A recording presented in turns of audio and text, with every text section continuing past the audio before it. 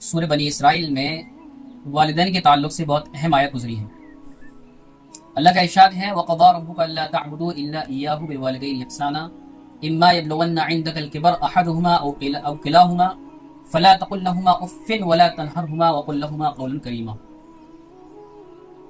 والدین کے تعلق سے بہت ساری چیزیں آپ لوگوں نے سنی بھی ہوں گی اور پڑھی بھی ہوں گی، صرف یہی ایک ایسا گناہ ہے یا ایک ایسی نافرمانی ہے جس کا ثواب اور نقصان دنیا میں مل کے رہتا ہے۔ کوئی بھی اولاد ایسی نہیں ہے جس نے ماں باپ کی نافرمانی کی ہو اور اس نے دنیا میں ترقی کر لی ہو۔ اللہ نے ارشاد فرمایا کہ اللہ تعالیٰ نے والدین کے ساتھ حسن سلوک کا حکم دیا ہے اور ان سے جب بات کرو تو جھڑک کے بات مت کرو۔ اللہ معاف فرمائے، ہم ہو یا آپ ہو، ابو سے ڈر لگتا ہے لیکن امی کا خیال نہیں رہتا، آپ دیکھیں گے۔ اور اللہ تعالیٰ فرما رہے ہیں فلا تقل لهما اف، اف مت کہو۔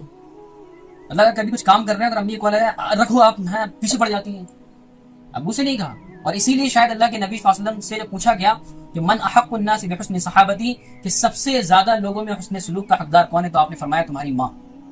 دوبارہ پوچھا صحابی نے تو فرمایا تمہاری ماں تمہارے حسن سلوک کی زیادہ حقدار ہے۔ تیسری بار پوچھا تو بھی یہی فرمایا، کہا الجنت تحت اقدام الامہات، کہ جنت ماں کے قدموں کے نیچے بسی ہوئی۔ اور فرمایا وقل لهما قولا کریما، کہ جب بھی ماں باپ سے بات کرو تو شرافت کے ساتھ بات کرو۔ واخفض لهما جناح الذل، اور جب ان کے سامنے جاؤ تو اپنے کندھوں کو جھکا لو۔ ہم میں سے کوئی بھی نہیں کرتا، کرتے ہیں؟ یہ کرتا ہے؟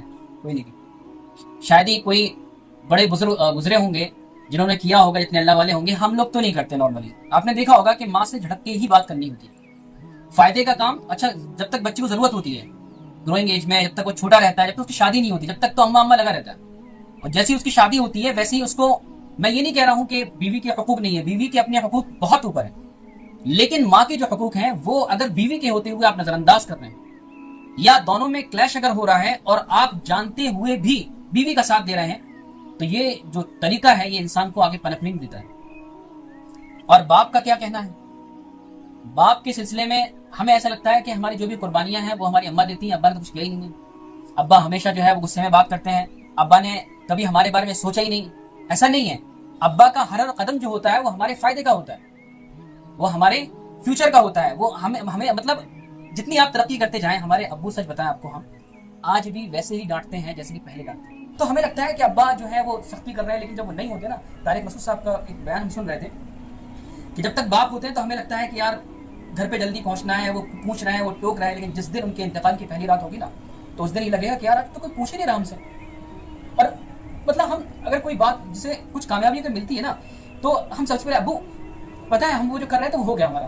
اور ایک وہی واحد انسان ہے جو آپ کی ترقی سے کبھی جلے گا نہیں، اور اس جو ترقی کا مومنٹ ہوگا اس پہ وہ یہی کہے گا کہ اللہ تمہیں اس سے آگے بڑھائے، یہ نہیں کہے گا بس یہ ہو گیا، اللہ تمہیں اس سے آگے بڑھائے۔ تو عمر رضی اللہ عنہ فرماتے ہیں کہ وہ ایک مرتبہ عمرہ کر رہے تھے، طواف کر رہے تھے، تو ایک آدمی اپنی اماں کو کندھے میں بٹھا کے طواف کرا رہا تھا۔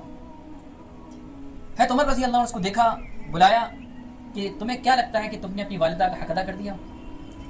ہے تو عمر نے فرمایا کہ تمہاری ڈیلیوری کے وقت جو پہلا قطرہ خون کا گرا تھا نا اس کا بھی حق تم نے ادا نہیں کیا۔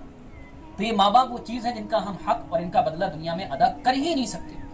تو ابھی تک جو ہم سے کوتاہیاں ہوئی ہیں، جن کے ماں باپ ہیں ان کے ساتھ جو ہے رات میں جائیں، پیر دبائیں ان کا خیال رکھیں، انہوں نے بہت تکلیفیں جھیلی ہمارے لیے۔ پھر اللہ تعالیٰ نے یہاں پہ ایک دعا سکھلائی ہمیں، اتنی ساری چیزیں کہنے کے بعد کہ تمہیں اپنے ماں باپ کے ساتھ کیسے کرنا چاہیے، اف نہیں کرنا ہے، اچھی طرح بات کرنی ہے، ایک دعا سکھائی جو ہمیں یاد ہونی چاہیے، رب ارحمہما کما ربیانی صغیرا۔ یہ اللہ ہمارے ماں باپ کے اوپر اسی طرح سے رحم فرما، اسی طرح سے شفقت فرما اور اسی طریقے سے خیال فرما جیسے کہ انہوں نے بچپنے میں ہمارا کیا تھا۔ تو یہ دعا ہم حق تو ادا نہیں کر سکتے، لیکن ہر نماز میں اپنے ماں باپ کے لیے دعا ضرور مانگا کریں۔ اللہ تعالیٰ ہم لوگوں کو بس سمجھنے کی اور عمل کی توفیق عطا فرما دے۔